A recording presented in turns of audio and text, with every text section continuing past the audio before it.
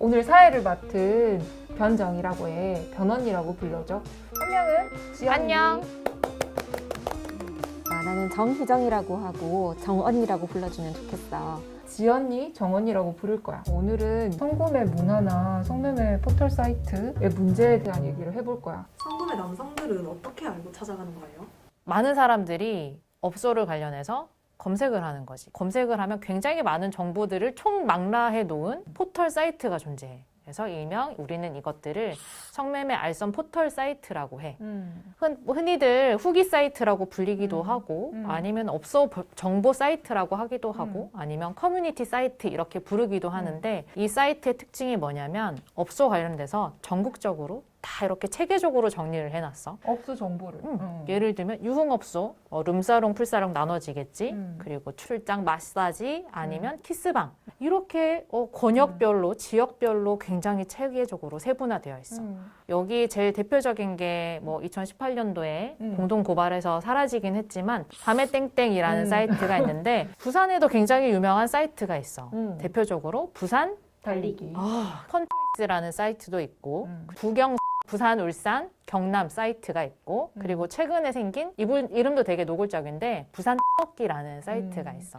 부산 경남지에 왜 그렇게 많아? 업소 정보뿐만이 아니라 후기들이 다 존재를 하는데 업소를 갔던 성구매 남성들의 후기를 여기다 남기는 거야. 왜 남기냐면 포인트를 주거든. 그래서 포인트 가지고 뭐 하는데? 포인트 가지고 제휴 쿠폰을 얻어. 제휴 쿠폰? 성매매 없어. 할인 쿠폰이라든지 정말. 아니면 몇 번 후기를 올려주면 무료 쿠폰을 주는 거야. 그러면 내가 여기를 또 가서 쓸 수 있는 거지. 선물해도 되고.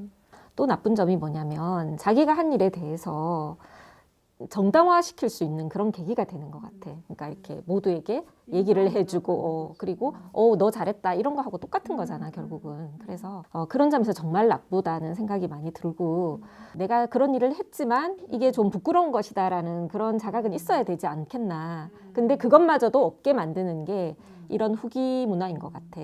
또 뭐 멤버나 뭐 업주가 여성을 이탈하지 못하게 할 때 또 이런 것들을 이용하기도 한다고 들었거든. 너에 대해서 손님들이 어떻게 평가했는지 내가 다 가지고 있다. 이렇게 한마디만 쓱 날리면 이게 약간 커다란 협박이 되는 거지. 맞아. 여성들에 대해서 막 별점을 매긴다든지 몸매가 어떻고 마인드가 어떻고 이런 식으로 품평을 한다든지 어떤 성적인 착취를 행하는데 서비스가 좋니 안 좋니라고 평을 할 수 있다든지 그런 것들이 다 마치 우리가 어떤 상품을 사고 그 후기를 남기는 것처럼 그게 마치 정상적인 일인 것처럼 인지하게 만드는 게 그 후기 사이트의 힘인 것 같아. 그래서 그게 너무 좀 심각하고 좀 큰 문제인 것 같고. 그러니까 남자들이 어떻게 알고 찾아간다 했잖아. 너무 널려 있어. 너무 널려 있어. 모를 수가 없어.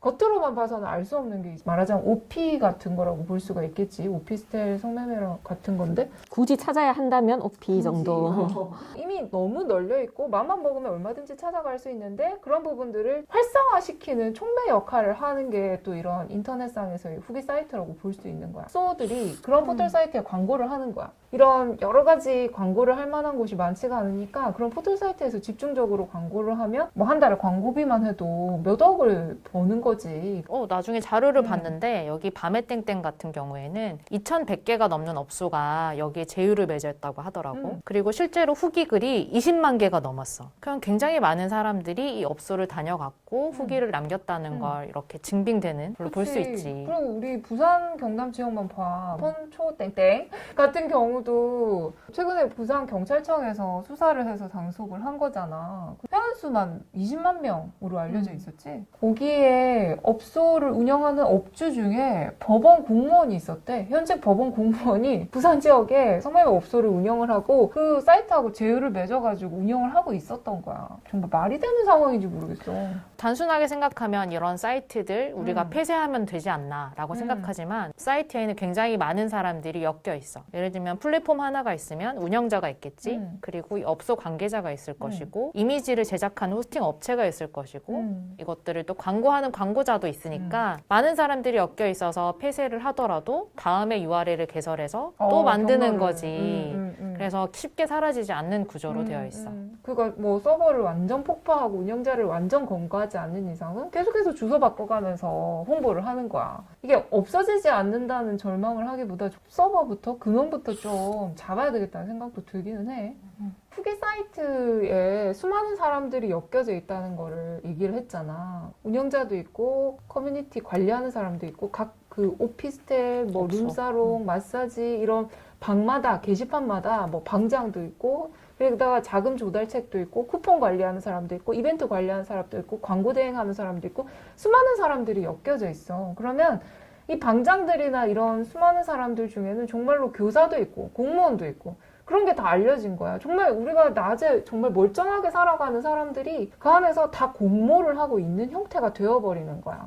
근데 나는 그게 좀 어떤 게 떠올랐었냐면은 우리 한참 문제가 됐었던 텔레그램 성착취 그 단톡방 안에도 사실은 자금 조달책이 있고 단톡방에서 관리하는 사람도 있고 그런 거야. 굉장히 거대한 착취 구조가 이런 성매매 후기 사이트를 통해서 만들어졌고 그게 학습되고 그것이 이제 텔레그램이든 SNS를 통해서 더 퍼져나가고 있는 게 지금의 현실이야. 거기서 피해를 보는 여성과 아이들이 너무나도 많다는 거 이게 문제인 것 같아요. 그리고 개인적인 의견일 수도 있는데 또 하나 특이했던 거는 이런 포털 사이트나 텔레그램 방에서도 계급이 존재하는 거야.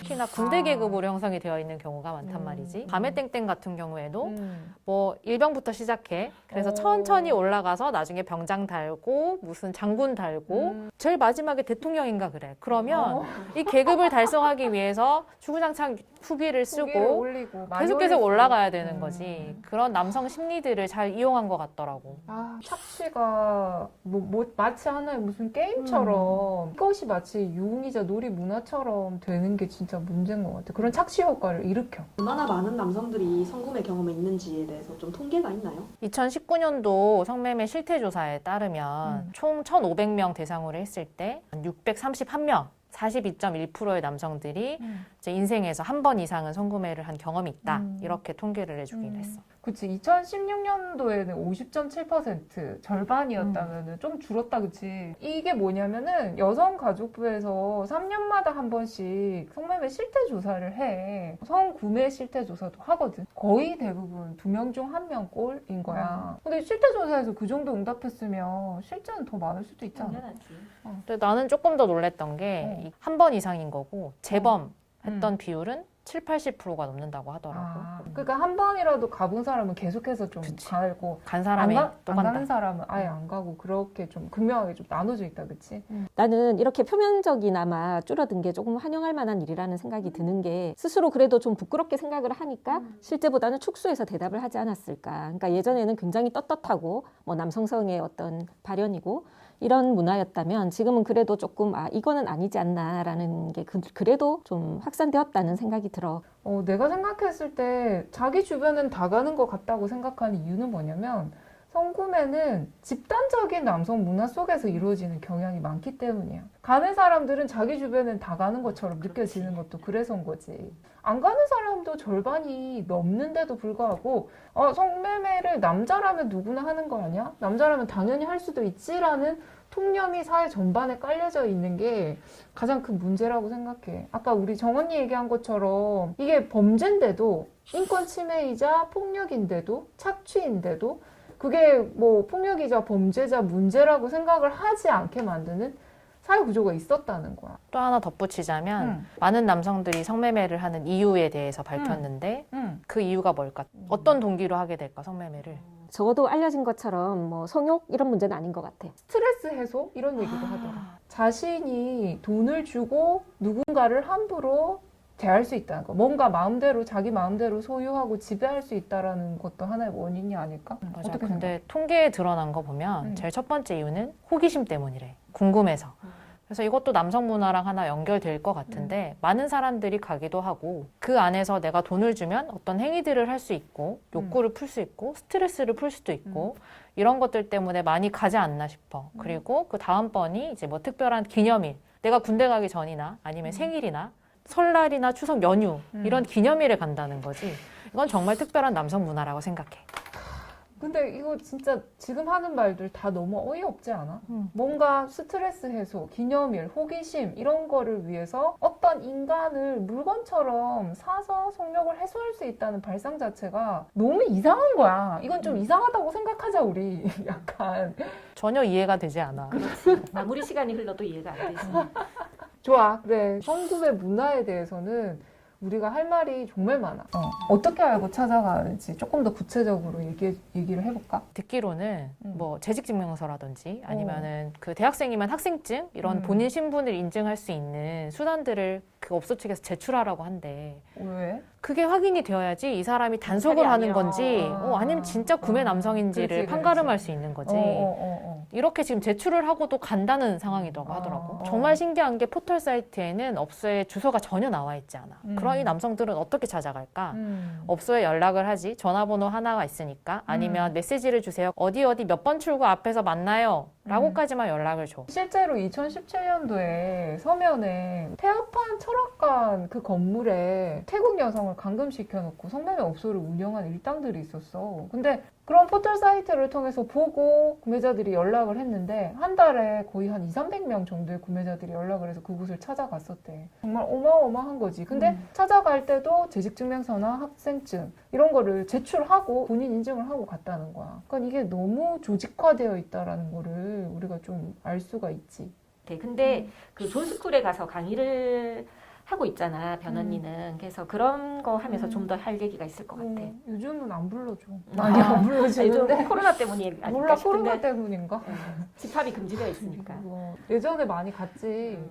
근데 거기 오는 남성들의 그런 어떤 태도랄까? 그런 거 많이 느꼈을 것 같아, 보면서. 존스쿨이라고 들어봤어? 그 모르는 분 많을 것 같은데. 여러분, 자매님들, 존스쿨. 존이라는 말이 이제 미국에서 성구매자들이 잡히면 자기 이름을 뭐 익명으로 존이라고 한다. 라든지 이제 존이라는 말이 미국 이름, 남자 이름은 되게 흔하잖아. 그래서 좀 성구매자를 통칭할 때 존이라고도 한다. 뭐 이런 설이 있는데 존 스쿨인 거지. 다시 말해서. 아, 김씨 같은 의미가 온다. 철수? 김철수 같은 의미? 미안합니다, 철수 씨. 예, 그래서 학교인 거야. 학교인데 어떤 교육을 하냐면 성구매를 아무런 인식 없이 저지르는 일이 아니라 내가 진짜 잘못을 했구나. 이것이 정말 문제가 있구나. 라는 걸 하는 인식 개선 교육이라고 보면 될 것 같아. 그게 법적으로 좀 보장이 되어 있는 거야. 다시 말해서 조건부 기소유예라고 해서 범죄가 인정이 되지만 이런 교육, 재범 방지 교육을 받으면 그 기소유예 처분을 해주는 거지, 말하자면. 그런 식의 어떤 제도가 운영이 되는데, 이게 미국에서 시작이 됐어. 미국의 세이지라는 단체에서 이제 성착취 생존자가 직접 그런 성구매 남성들에게 교육을 실시를 한 거야. 당신들이 성착취 현장에서 아무렇지 않게 여성을 사는 행동이 여성은 물론 지역사회에 얼마나 해로운지에 대해서 직접적으로 얘기를 하면서 근데 사실 한 번도 이런 얘기를 들어본 적이 없잖아. 근데 그게 굉장히 많은 효과가 있었다고 해. 그렇게 알려져가지고 한국에서도 2004년 성매매 방지법 시행되면서 도입이 됐어.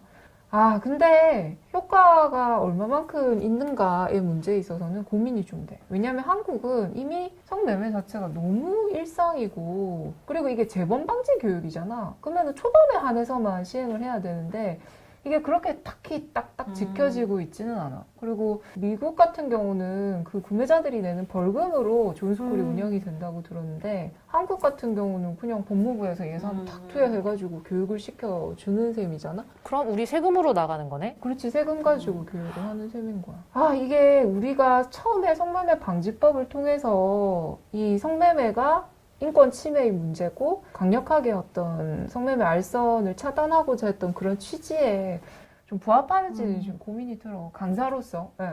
왜냐면 막 수십 명 이렇게 앉혀놓고 8시간, 지금은 16시간으로 늘어났지만 강의를 해도 막 이렇게 조는 사람, 일부러 안 들으려는 사람, 저항하는 사람들도 분명히 있거든. 반성하는 기미를 보이는 사람은 있어? 진짜 한두 명 정도? 그래서 자기가 진짜 잘못했다라고 느끼는 사람들은 한두 명 정도인 거야. 그래서 나는 사실 뭐 강력하게 무조건 처벌해야 된다 이런 건 아니야. 그렇지만 적어도 이것이 범죄라는 인식이 좀 각인이 되려면 어느 정도의 좀 처벌 수위가 있어야 된다고 생각을 하거든. 단적으로 얘기를 해서 우리가 보통 노르딕 모델 얘기 많이 하잖아. 스웨덴 같은 경우는 성적인 서비스를 구매하는 거를 금지하는 법을 통과시키면서 처음에 이제 벌금형이라든지 강력하게 단속을 한 거야. 근데 처음에는 사람들이 이것을 범죄라고 생각을 못했기 때문에 저항도 하고 뭐 이게 무슨 범죄야라는 생각을 했는데 그렇게 좀 강력하게 시행을 하니까 거의 10년, 20년이 지나니까 돈을 주고 어떤 사람을 통해서 성적인 서비스를 구매하는 거를 상상을 못 하는 거지. 그렇게 한 세대의 무의식이 바뀌어버린 거야. 그런 정도로 가야 되는데 지금 한국에서 존스쿨 가지고 그게 실현이 될까? 약간 그런 고민은 들어. 그러네. 좀 아쉬움이 많은 부분인 것 그렇지. 같아. 오늘은 성산업에 대해서 알아봤어. 성구매 문화나 성매매 포털 사이트의 문제에 대해서까지 다 알아봤어. 정말 오늘 얘기한 것도 빙산의 일각일 뿐이야. 언젠가는 성매매를 근절할 수 있을 거라고 생각을 하고 그것이 좀 멀고 더딘 길이라도 그렇게 가는 사회가 더 나은 사회라는 거를 알 수 있는 그런 시간이 아니었나 생각해. 오늘 같이 함께 해줘서 고마워. 지금까지 들어줘서 고마워. 다음 시간에 또 불러줘. 안녕. 안녕.